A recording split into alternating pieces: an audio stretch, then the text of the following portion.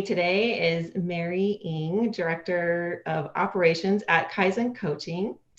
I am your host, Patty Zor, and we're live. So everyone watching, please start a watch party so that we can get this message out to all those who need to hear it. My teammate Casey is in the comments, so if you have any questions you'd like us to answer, definitely leave them in the comments below and she will send them to me. So Mary, we actually have a few things in common. I was reading your bio and I was in the watch party, so oh wanted to yeah. make sure it's going. Yeah. Okay. There we go. I think I did it correctly. Hey, it's not too hard. Casey can help you out too if you need some if you have any questions. Yeah. So I read in your bio that first of all, you like cheddar ruffles. I like cheddar ruffles. Oh my gosh, I should just go grab a bag right now. But I also read that your go-to accessory is the J-Lo style hoop.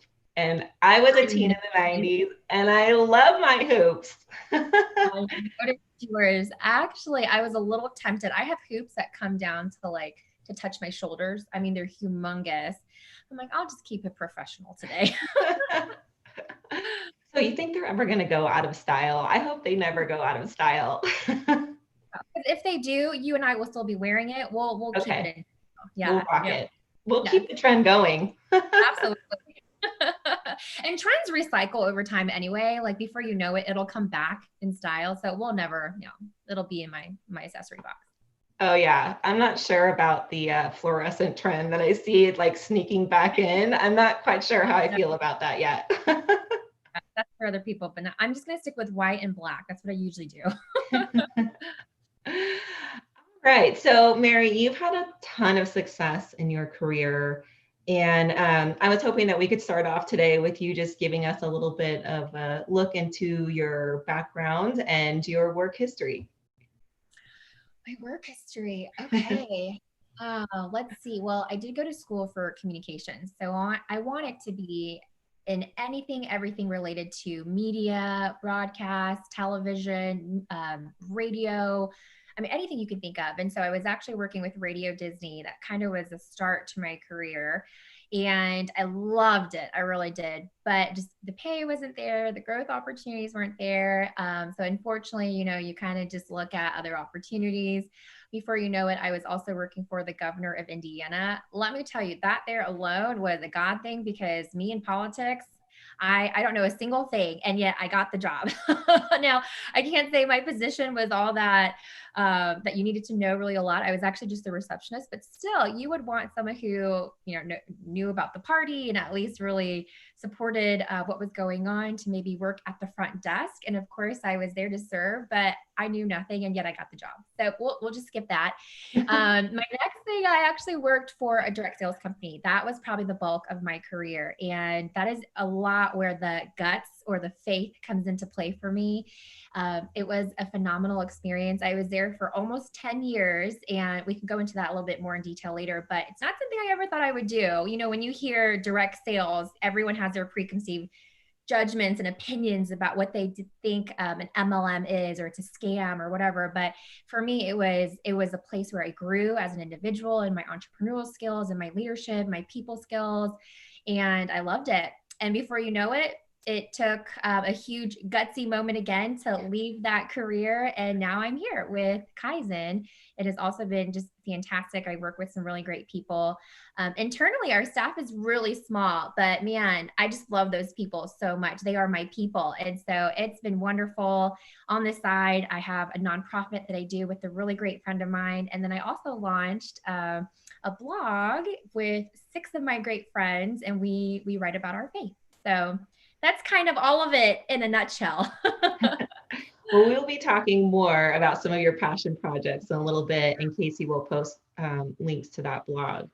But I did want to ask a question. So I actually think you're being a little bit modest because I think I read that you were actually in the top 2% within the company when you were doing direct sales.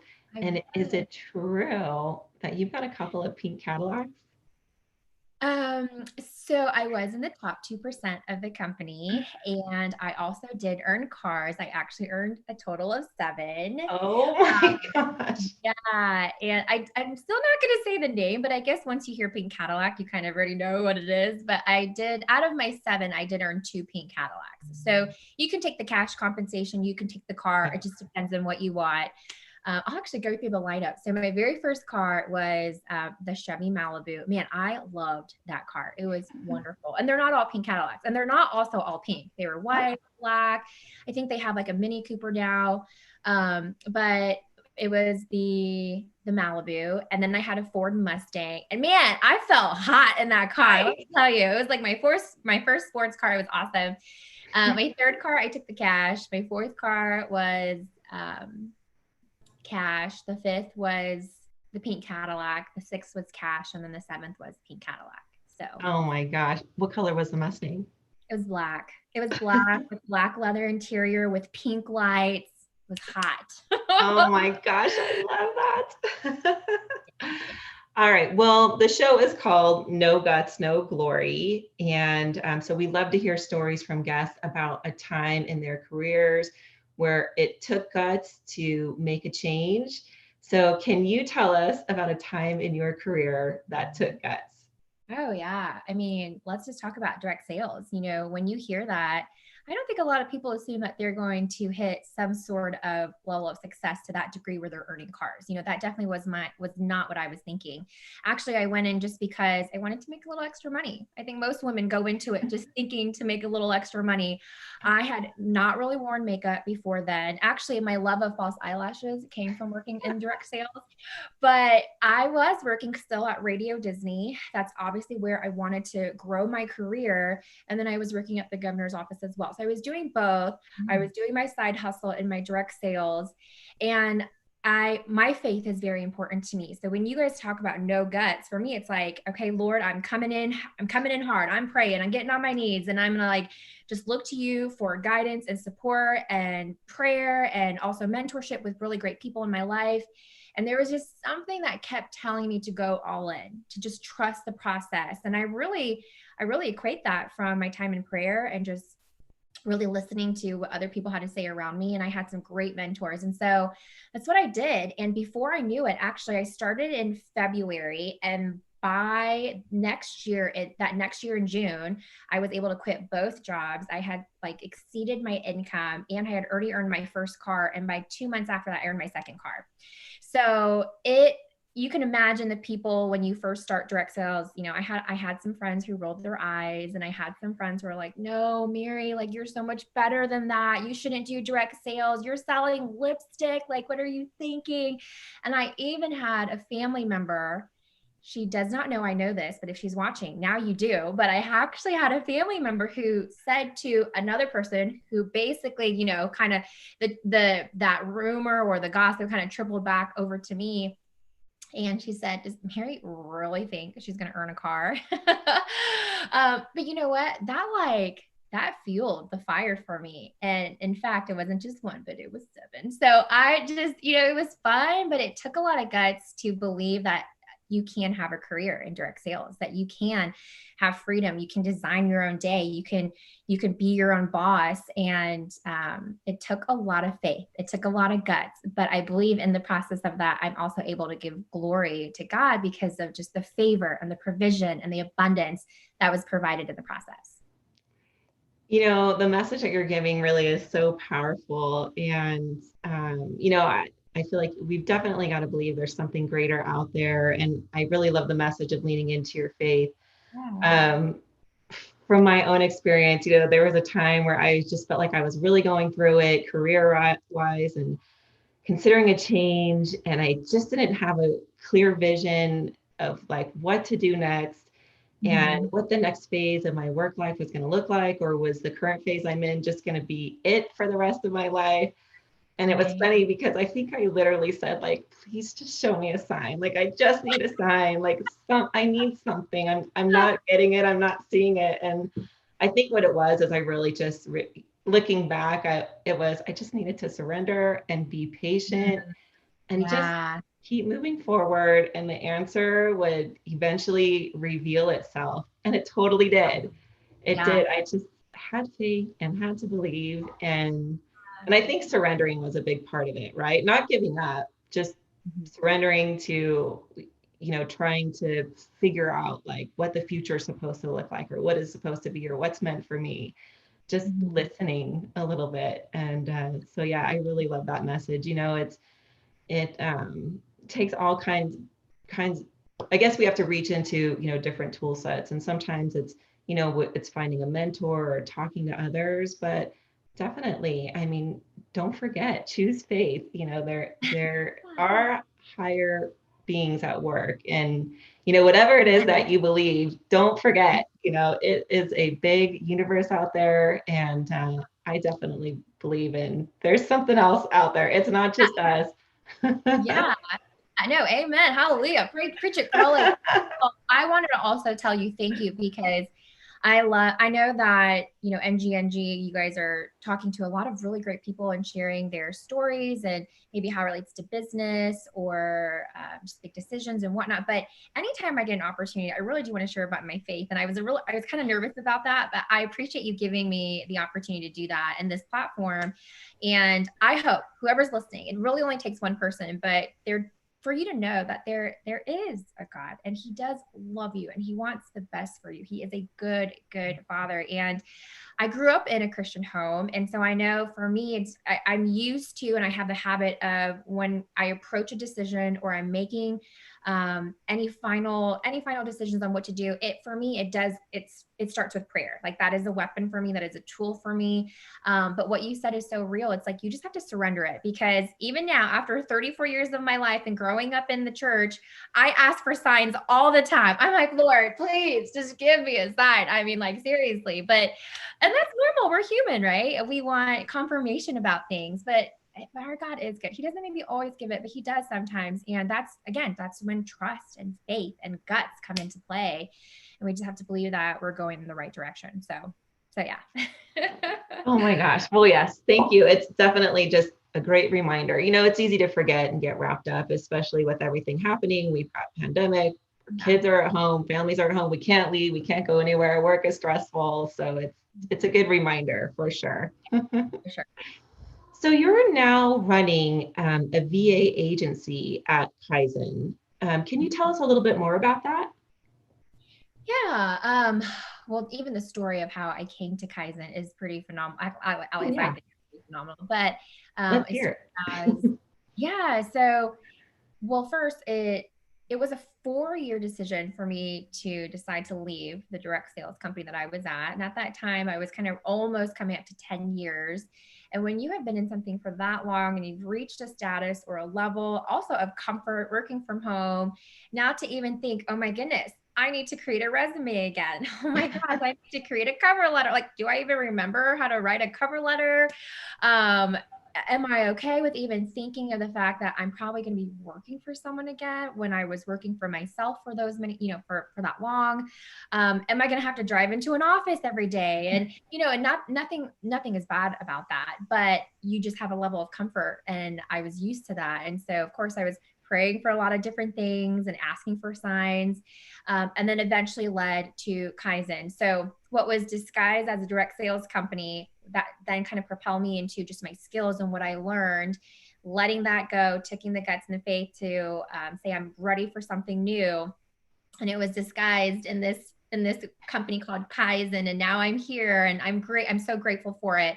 There's such a huge story to it, and maybe that's for another time. But anyway, I came over to Kaizen, and again, I got to work from home. I was looking for a job that I could have the freedom and design my schedule and have a company or a boss that would trust me enough that there's no micromanaging, right? There's the autonomy, there's the freedom, but really there's the trust. And so knowing that I would steward my position well, and Kaizen and Isaac Segman was able to do that for me. So I'm very grateful for where I'm at now. I started off actually as his executive assistant, just taking notes and kind of helping out with his calendar and his email, and eventually led to just more responsibilities, director of operations now for Kaizen, helping out with the entire business side and the coaching side, and also running now our VA program. So because I came from a virtual agency and that's how we met, we thought this would be a really great opportunity to also find just those unicorns out there who are talented individuals who maybe also just, want an opportunity while you're working from home. You have children, or you have skills that you want to be able to give, and you want to work your brain while you're at home with the kids all day, or you just need another opportunity to make maybe some extra money for your family. But all the VAs that we recruit and that we vet are just talented and exceptional people. They are kind, they have good character, their integrity, they're loyal. Like I can speak just so much good about these people, because that's what we also want to represent Kaizen. We want them to represent Kaizen well, but we also want them to serve well, and for our clients to be happy. So they're just a phenomenal group of women, and you can set your own hours. You figure out your contract with your client. Of course, I help as a relationships manager in that, and we pair you with amazing people to work with. But they do a lot of social media marketing, social media managing. I have some people who are also just serving as a personal assistant, who's helping with thank you cards and thank you gifts to clients. I have some who are also doing follow-up calls, and really, you name it. It's a little bit of everything when you're working virtual, but it's been pretty fun. We just started it not too long ago, and it's growing. So if you are out there and you're interested in being a virtual assistant, reach out to me. We can talk about that, and hopefully find you an amazing client. Yes, and Casey will be posting Mary's contact information in the comments, so you have that. And you know what? I'm going to tell you something. I was an executive assistant when I had started my career. And you know what?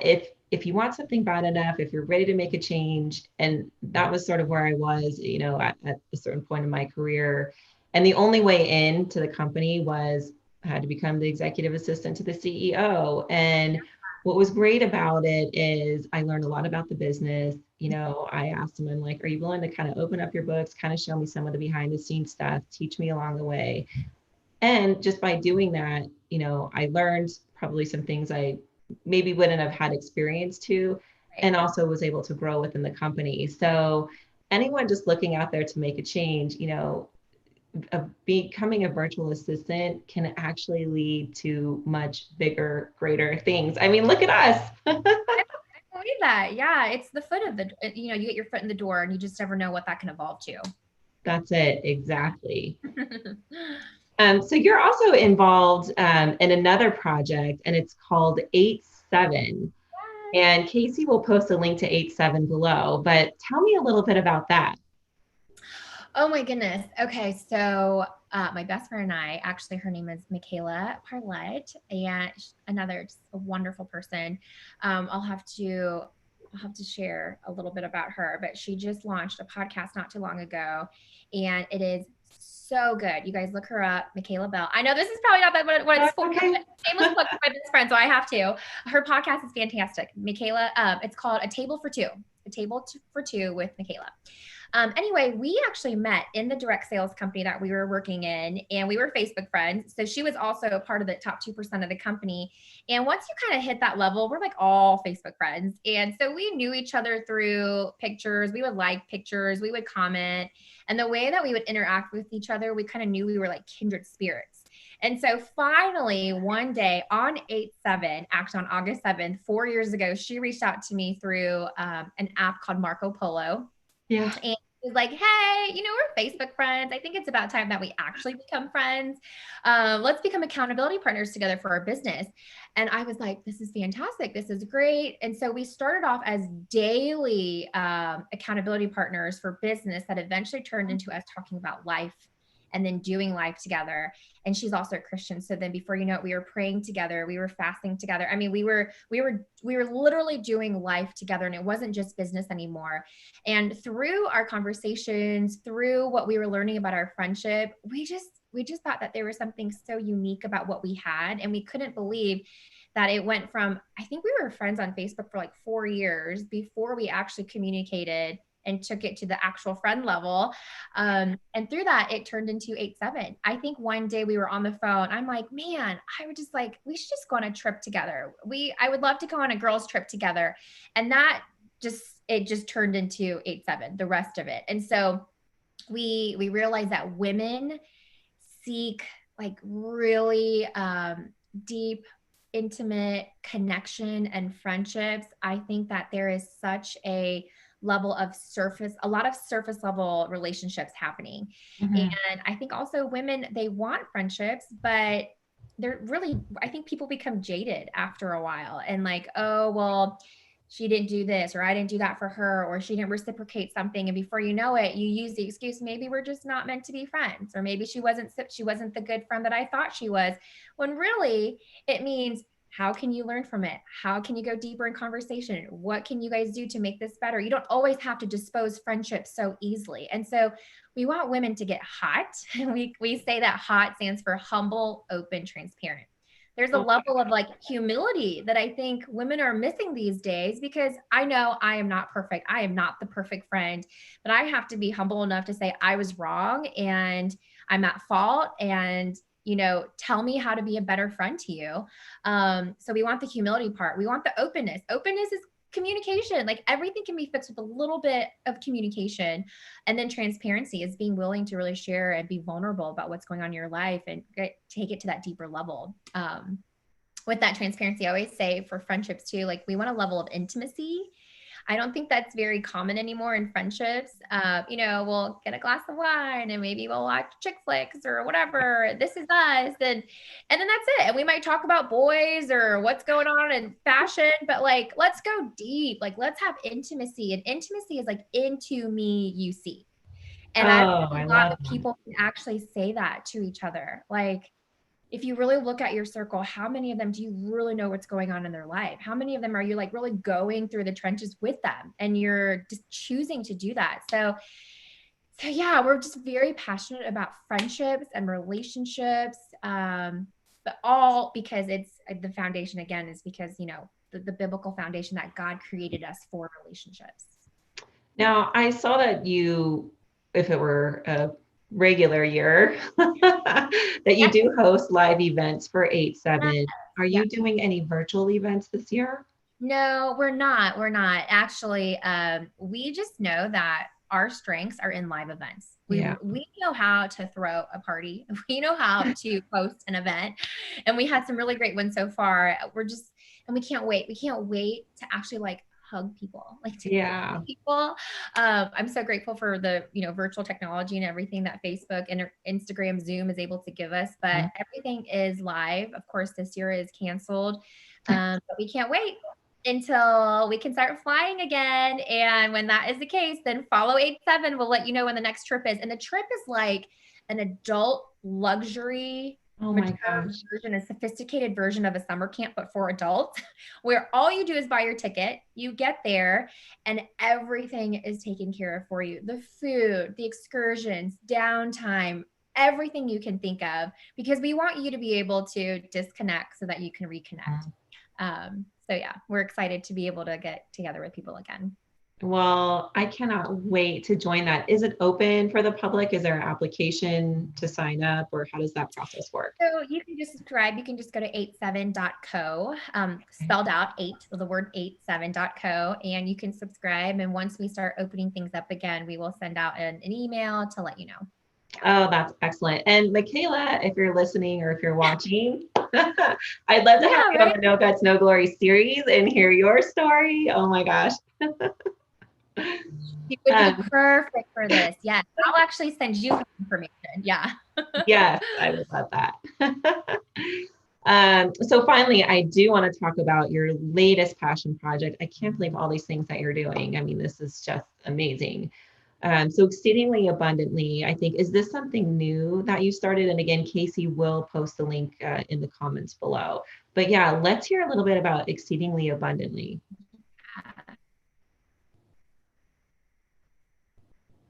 So can you tell us a little bit more about what exceedingly abundantly is? Yeah. So it is new. Uh-oh. Sure. It is. Can you hear me okay? We Do you have, might or can you hear? be breaking up a little bit. Oh Technology. no. Can you hear me? It's okay. It's going to happen. And actually, I was watching a live stream event today, and it happened to one of our friends today who was live streaming, and it was, I don't know if is it a full moon? The information highway is a little congested today. Yeah. Can you hear me okay? Oh yeah, we're great now. Okay, perfect. So Exceedingly Abundantly is the newest passion project, and it came from I do these prayer walks every single morning, and I was just talking to God like I always do. I had started a blog a couple years ago, but it embarrassingly started and ended in the same month, all in the same month. And I wasn't able to keep up with it, but I always knew that I would be writing in some form or another. Again, I wouldn't say I'm the best writer, but that's okay. I still have a message and I still have a voice. I think a lot of people have a story and a voice. And so Exceedingly Abundantly is a platform, it is a community, it is a website, it's a blog. So me and my writers, we will write just what God is teaching us and kind of bring great teachings about scripture and how it relates to our everyday faith walk. And then it's also about hearing from people's testimonies in terms of fighting, I don't know, some sort of just some whatever issue or what you're suffering in your life, or whether it could be trying to get pregnant, or you're going through infertility, or maybe you have financial burdens, or maybe someone is sick and there's miraculous healing. I mean, there's reconciliation between you and some relationships, or maybe you're someone who's praying for salvation for someone that you love, or really you're just praying for a job or praying for friendship or whatever it may be. I think we all have these incredible stories, and we want to be able to use the power of our stories of just everyday people to bring them closer to God and to give God glory. I think that we have amazing testimonies, but sometimes we're afraid to share them. And like, why not? Like, how else is God going to be able to get the glory? So I don't think everybody always has the opportunity to get interviewed like this. So thank you again for thinking of me. I don't think everybody has an opportunity to speak on a huge platform or a podcast or get invited as a speaker. But if our platform, if Exceedingly Abundantly can be a platform for everybody else to have a voice, to share their story, then we want to be able to give that to them. It's kind of funny, but Kelly Clarkson is like one of my favorite singers. And her newest song is called I Dare You. And the lyrics say, you may not have a stage, but if you have a voice. You may not have the strength, but if you have a choice. And I just love that. And I'm like, you know what? You don't have the stage, but we have the stage for you. And so bring your voice to our stage. And we want you to be able to share your story. And you don't always have the strength to want to share that. But if you have a choice, you never know who could be just changed and moved by it. It takes one person, like one person to start a ripple effect, one person to start a compound effect. And then that change person then can multiply to 3, to 9, to, whatever. And it just took the courage to share your story. So we want to be that platform for people.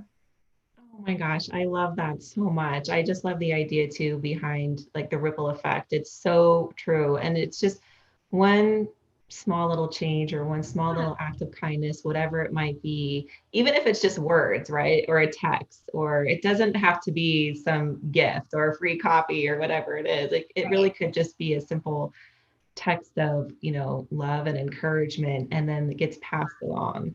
Mary, I want to thank you so much for being so open and honest with us today and for sharing your story. I'm so grateful for you and just thrilled that we get the opportunity to sort of work in the same circles. So I'm so excited about the future for you and the VA agency and everything that we're doing together. Oh, thank you. Yeah, thank you so much. And I love that we are now like hoop friends and ruffle cutter too. So Well, I do have a special treat for closing today. So hey, Danny from the block. thanks